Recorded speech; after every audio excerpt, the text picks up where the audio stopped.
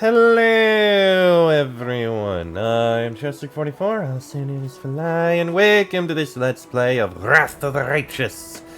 Last episode, we had a bit of a talk with the Queen herself, convinced her to continue staying with us in the crusade quietly, and yeah, found out there are a few more people we need to talk with, but we have other things to take a peek at first. And we should talk with each of our companions as well. Also, one of the new people to talk with is this Nura Dendiwar. Let's see what she's all about. Oh, things I can loot.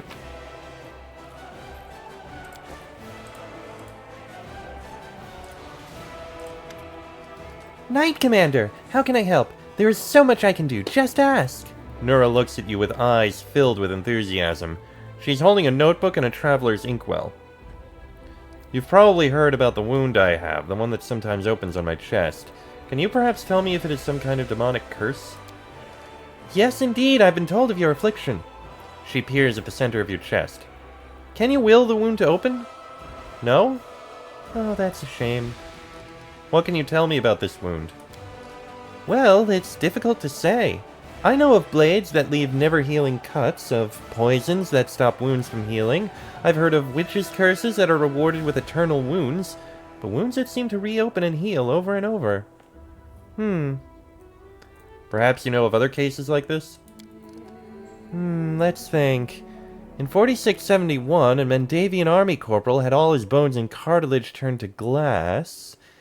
In 4700, a scribe in Canavras had all her skin simply come away like she'd been boiled. And in 4638... Oh, you don't happen to have insects crawling over you? Locusts? No? Rats, perhaps? Too bad. Nura looks at you with genuine regret. Do you think it's dangerous? It most likely is dangerous, but you are under the protection of Iomade, Commander. She granted you mythic power, as they say. Surely the Inheritor would not leave you to face this alone. Have you perhaps noticed that the wound opens at moments when you waver in your faith? Perhaps it is triggered by doubt? Frowning, Nura looks at you with genuine concern. I'm sorry I couldn't tell you anything useful. I will be sure to study this matter and consult a few of my encyclopedias. Tell me about yourself. Oh my, I could tell you so many amazing things, and you chose the most boring one of all. But all right, about myself then. Where are you from? Isgur, a small piece of land that proudly calls itself a country, though it hasn't been independent for a single day in all the centuries it's existed.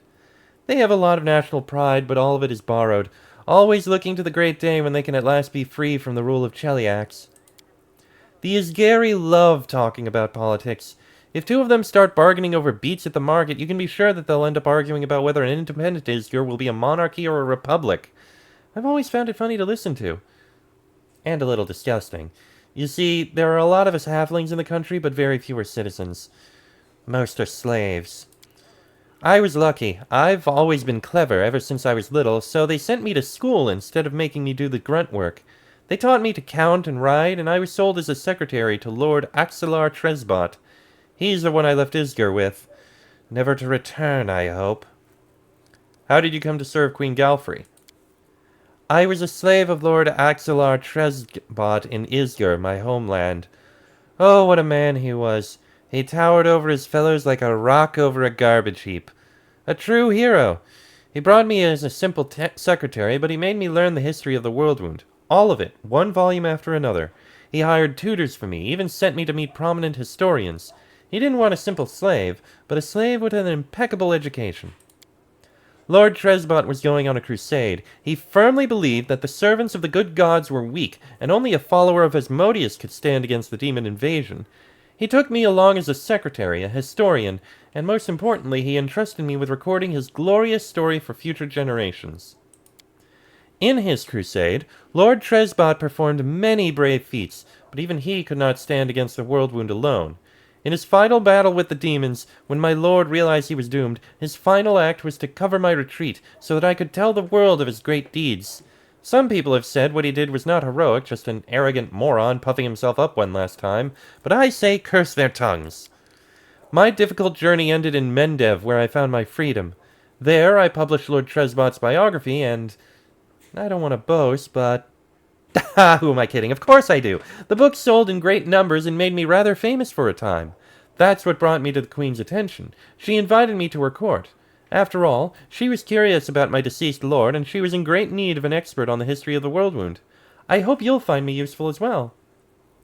So you're not just a historian, but a writer, too. Will you write a book about my crusade? Why not? As soon as we finish off the demons, I'll get right to it. Just take care that you don't end up like Lord Tresbot. Do you worship any deity? She makes a wry face. When I was a slave in Isgir, they would beat me with a stick to force me into believing in Asmodeus. They hit me and said it was for my own good. Ever since then, I don't like temples.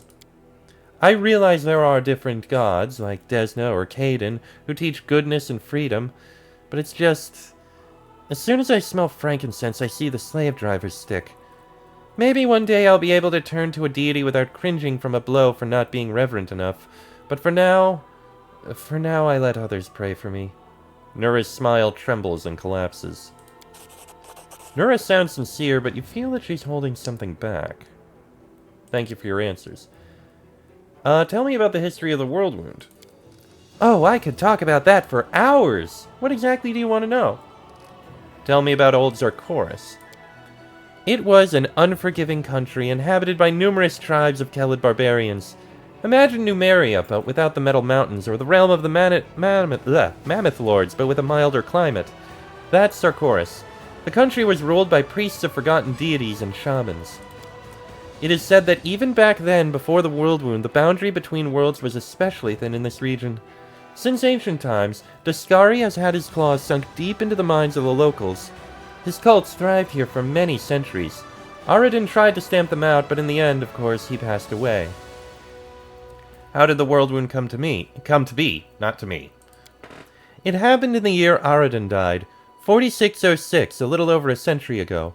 No one knows if the timing was coincidental or if there's some connection with Aradin's death, but I'll tell you what we do know. The priests and shamans who ruled Sarkoris hated arcane magic and all who practiced it. Wizards and sorcerers were driven from the land or worse. One of their prisons held a witch named Arilu Vorlesh. We know nothing about her besides her name, and of course the atrocities she committed. By some unknown method, she managed to harness the terrible power of the demon lord Daskari. Together they tore open the barrier between worlds, opening a rift to the abyss in the very middle of Sarkoris. The world wound slowly but mercilessly expanded, devouring more and more land. In a matter of years, Sarkoris was a memory. Sometimes I think, what did they do to Arilu in that prison? Just imagine, she was ready to give herself to the abyss, if only the demons might devour her torturers along with her. To imagine such hatred, it terrifies me. Tell me about the First Crusade. It began in 4622. Yes, it took the church and the secular authorities nearly 2 decades and hundreds of thousands of lives before they decided to take action. In the meantime, Sarkoris was only supported by handfuls of volunteers. By the time the crusade began, the demons had already invaded Mendev. The Crusaders pushed them back in what must have seemed a total triumph at the time, the forces of good easily crushing the demons on all fronts. They erected Dresden on the lands they conquered, an indestructible fortress and the capital of the Crusader movement. In 4630, 8 years after it began, the First Crusade was declared victorious. It was the first triumph of the Crusaders, and unfortunately the last. Tell me about the Second Crusade. In 4638, the world wound suddenly started expanding, and a new wave of demons appeared.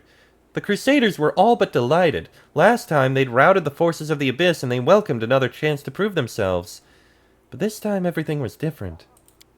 Instead of scattered gangs, they faced a large and organized army. Dresden was besieged, and the Crusaders lost all the lands they'd won back before. They had to retreat, and all that remained of Sarkoris was left to the demons. But while the monsters were devouring the unprotected lands, the Crusaders erected a chain of wardstones along the border of the world wound. We have Iomade and her herald to thank for their help. It was the Second Crusade's only victory, but it halted the wound's growth. The catastrophe had become a stalemate at the cost of tremendous sacrifice. How about the third? About 50 years after the opening of the world wound, Daskari found an ally. Baphomet entered the war, a cunning, insidious demon lord who prefers deception to open conquest. He sets his enemies against each other and lures the virtuous onto the path of wickedness.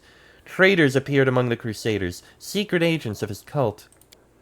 For a time, no one suspected a thing, even as they watched helplessly as the Crusader movement fell to ruin.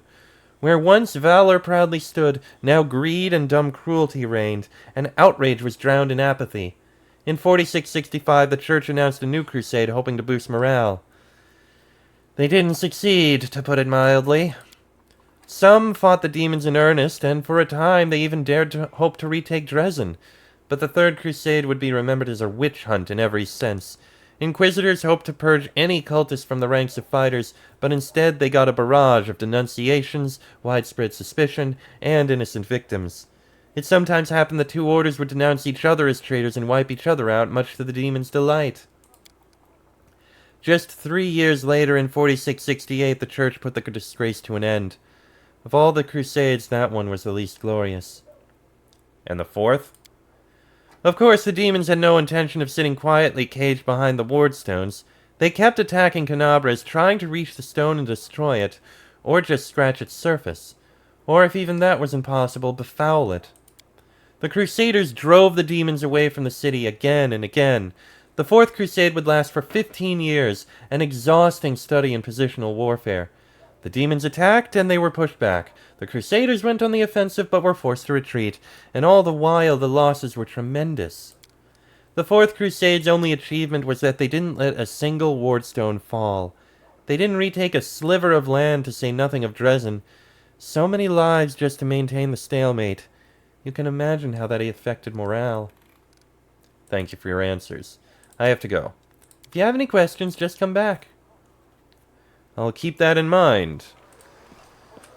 Alright then, I suppose we can speak with, let's speak with Leotar, see what he has to say. Commander. A tall man with piercing yellow-green eyes gives you a brief nod. Let me personally congratulate you on your new title and thank you for your time in advance. I am Leotar Hawkblade, an Inquisitor of the Church of Iomade, the Bringer of Light. I require your assistance in a certain delicate matter involving one of your companions, young Count Darin Arende. Darin? Are you one of Prelate Hulrun's followers? Leotar's face freezes for a moment, but he nods. Yes, of course. What is your opinion of his atrocities? Usually, people reveal such things about themselves only to some confessor, not to some curious stranger. Still, I did ask for your help, and that imposes certain obligations upon me. Let me put it like this.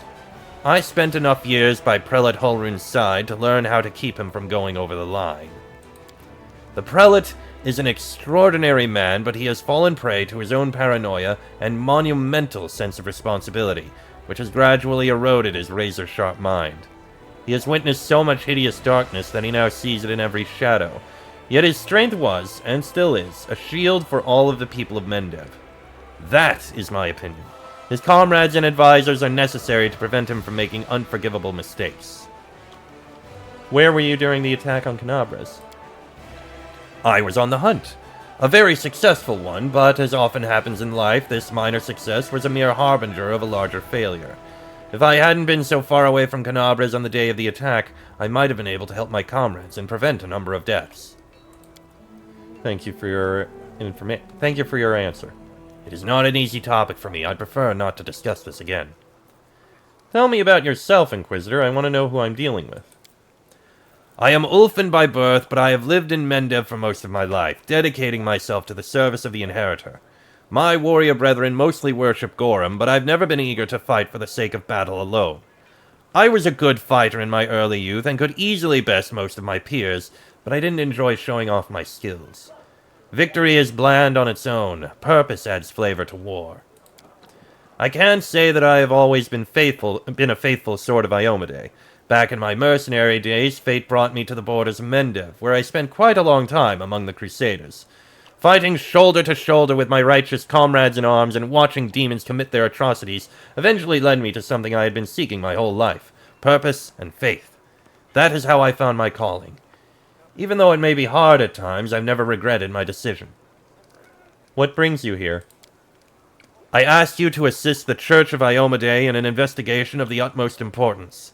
I understand that the leader of the crusade has plenty of other matters to attend to, but please allow me to tell you the details. Perhaps it will explain why I am calling upon you.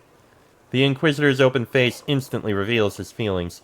He frowns and looks through you, lost in his thoughts for a moment.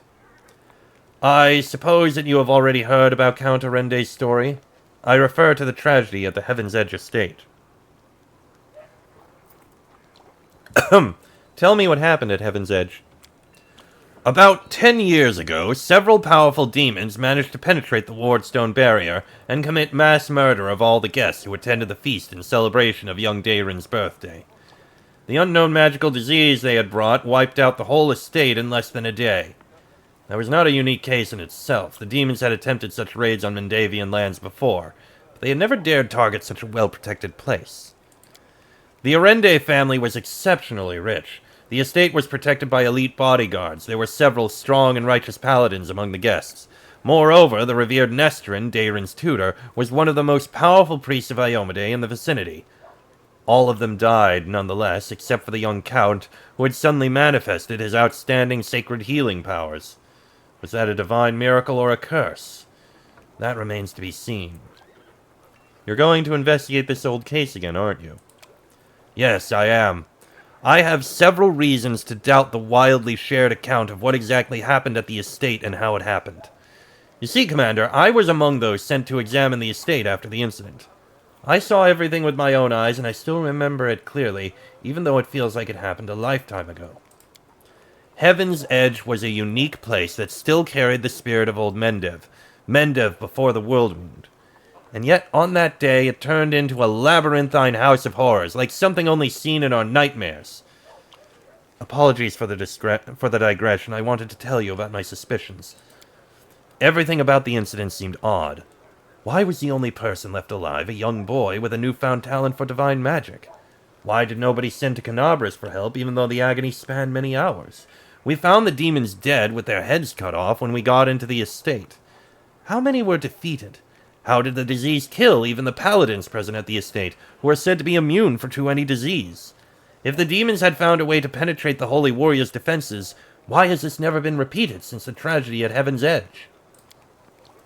You are the only person who can help me here, Commander, because the only living witness of those events is currently serving in your army. Your army's route will take you very near the site of the tragedy.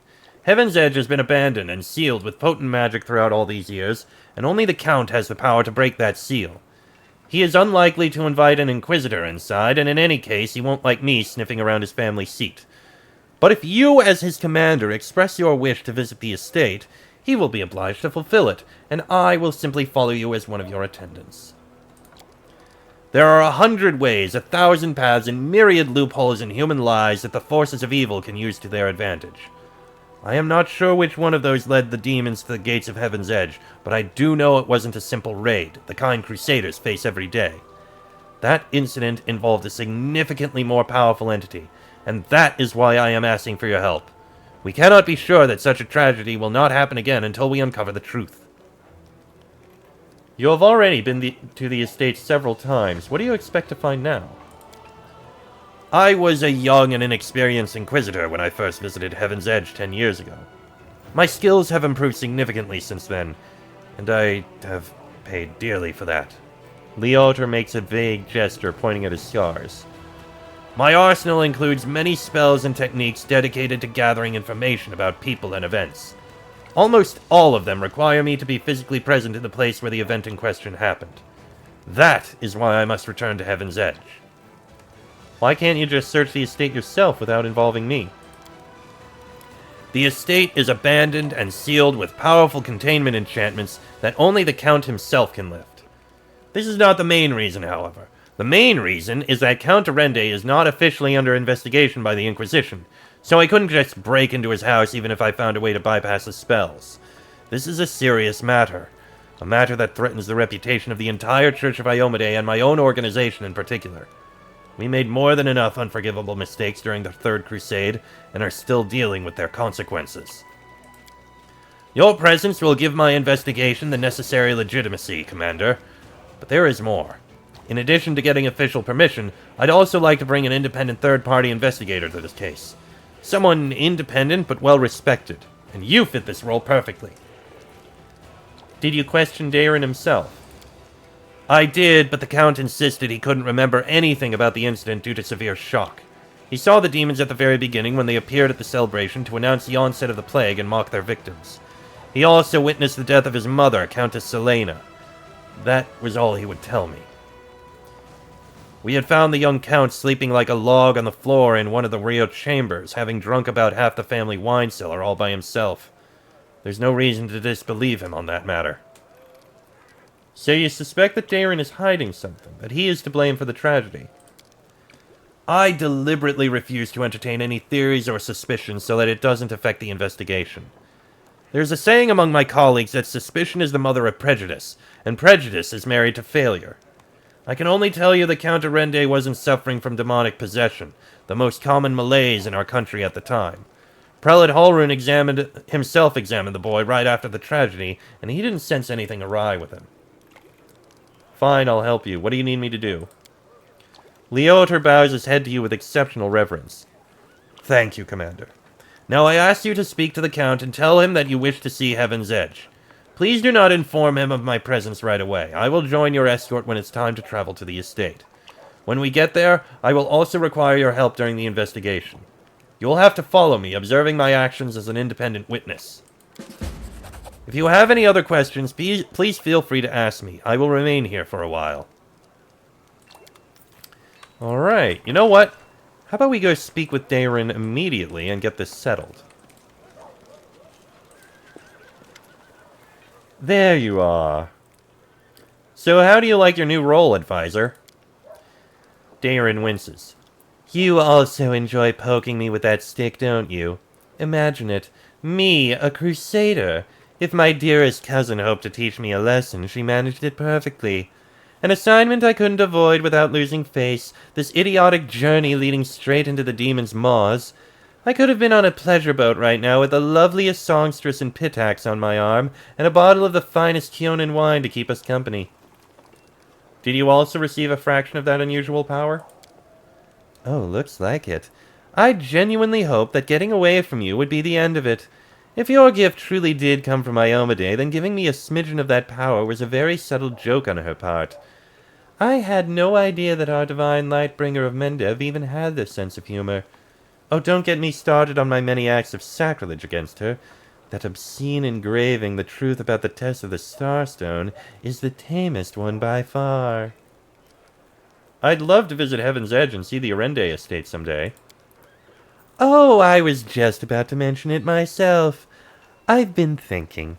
Now that I'm in the middle of this whole crusade nonsense, I simply must devise new ways to have fun. With all the recent commotion, my birthday completely slipped my mind. What if we were to celebrate it at Heaven's Edge?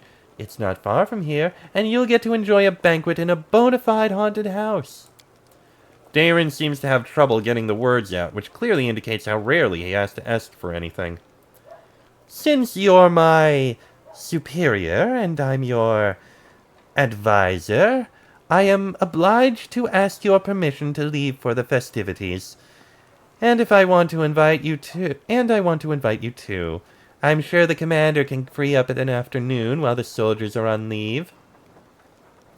Are you really going to throw a banquet at the very place your whole family died? Darren purses his lips for a moment before replying in a bored drawl.